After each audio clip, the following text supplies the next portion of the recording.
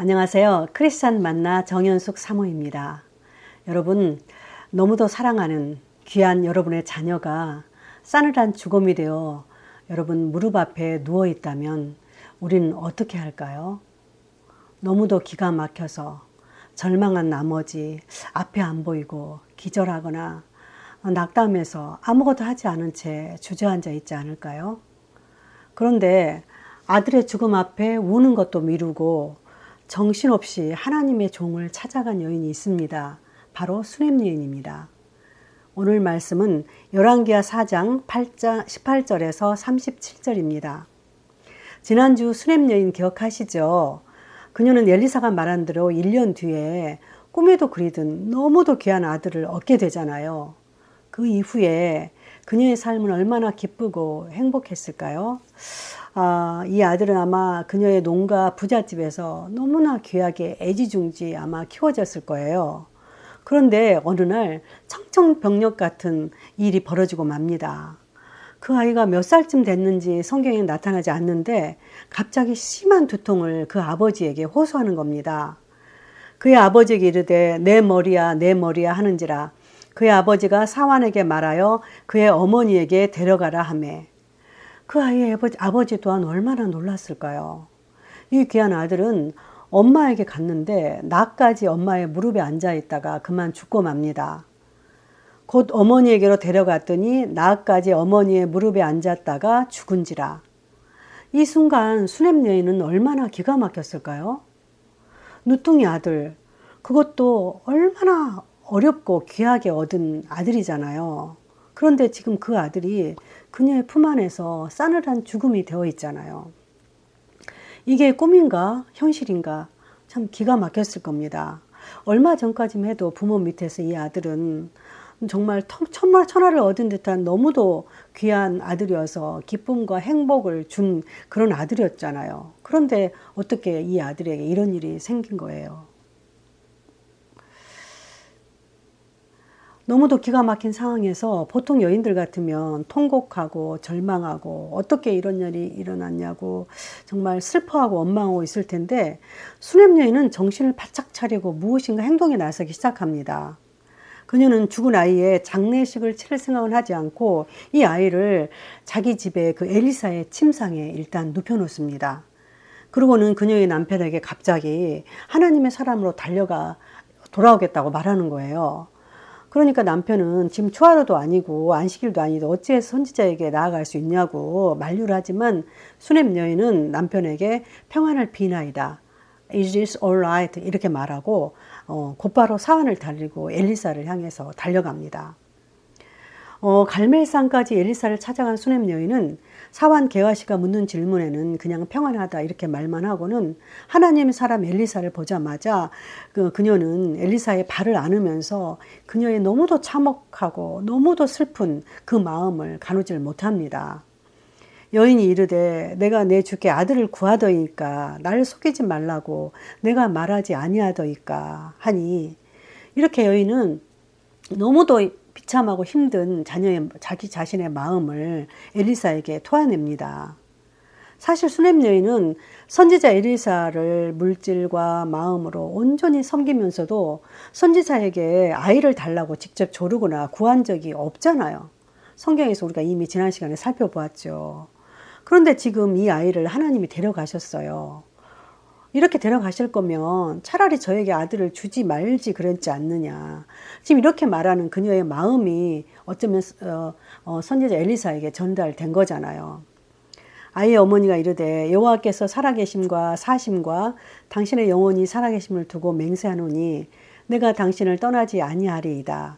엘리사가 이에 일어나 이 여인을 따라가니라.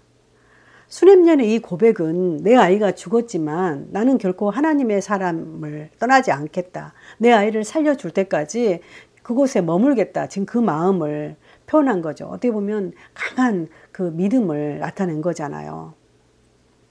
그녀는 결코 아이의 죽음 앞에서도 하나님을 멀리하거나 하나님의 사람을 떠나지 않겠다고 강하게 맹세하고 있어요. 아이의 죽음 앞에서도 무너지지 않고 이렇게 담대한 그녀의 믿음 앞에 저도 이 말씀을 읽으면서 고개가 절로 숙여지더라고요. 사실 수냄 여인이 이 귀한 아들이 죽게 된 것을 알게 된 엘리사는 어떻게 합니까? 엘리사는 문을 닫고 여호와께 먼저 기도하고 하나님의 뜻을 구합니다. 그리고는 죽은 아이의 시체 앞에서 엘리사는 너무도 기이한 행동을 합니다. 아이 위에 올라 엎드려 자기 입을 그의 입에, 자기 눈을 그의 눈에, 자기 손을 그의 손에 대고 그의 몸에 엎드리니 아이의 살이 차차 따뜻하더라. 사실 엘리사 이 행동은 그 당시 이스라엘에서는 죽은 자와 접촉한 것을 굉장히 불경한 것으로 금지했는데도 불구하고 엘리사는 감히 죽은 아이의 눈과 눈, 입과 입을 마주치면서 한 몸이 되는 그런 일도 불사하는 모습을 보여주잖아요. 엘리사는 하나님 앞에서 죽음도 두려워하지 않고 죽은 자의 몸에 자기 몸을 한 번도 아니고 두 번씩이나 접촉함으로써 죽음이 생명으로 옮겨지는 그런 기적을 몸소 보게 됩니다.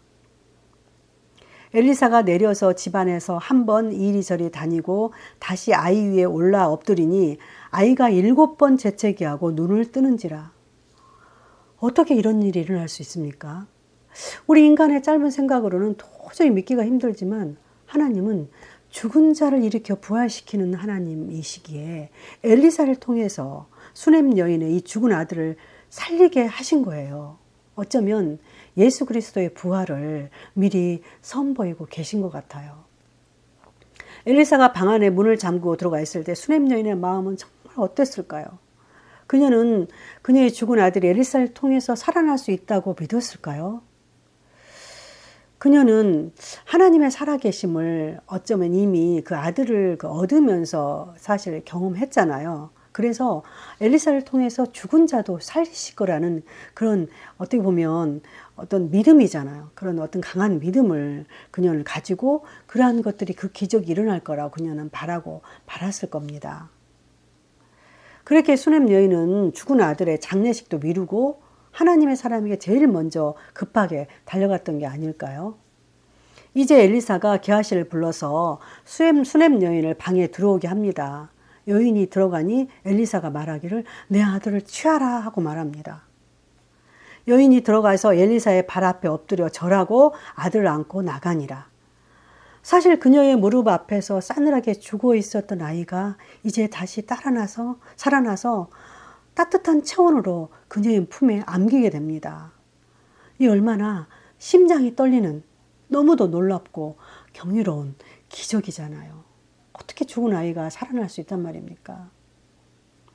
아들의 죽음 앞에서도 결코 하나님의 사람을 붙들고 포기하지 않았던 수냄 여인은 그녀의 절대적인 믿음 앞에 그 죽은 자가 살아난 기적을 정말 아들을 다시 선물로 받는 그런 놀라운 축복을 다시 누리게 됩니다.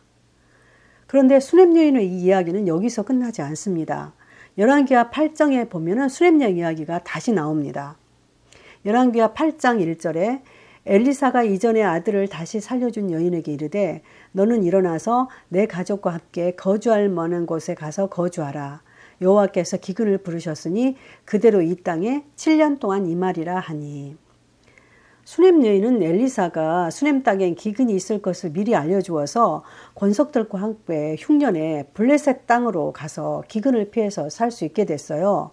그런데 블레셋 땅에서 7년 정도 살다가 돌아와 보니까 그녀가 살았던 그 부잣집의 집과 전토 이런 모든 것들이 다른 사람의 소유가 돼버린 기가 막힌 상황에 또 처하게 됩니다. 그래서 그녀는 왕 앞에 나아가서 그녀의 억울함을 호소하게 이르러요. 그런데 그때 마침 엘리사의 사환 게하시가 왕 앞에서 수냄 여인 가정에 행한 기적의 사건을 이야기하고 있는 거예요. 이 얼마나 너무도 기가 막힌 절묘한 상황이에요. 그래서 이 여인이 바로 기적의 주인공이라는 사실을 알게 된 그 왕이 수냄 여인을 잃어버린 모든 것들을 되돌려 주라고 명령하거든요.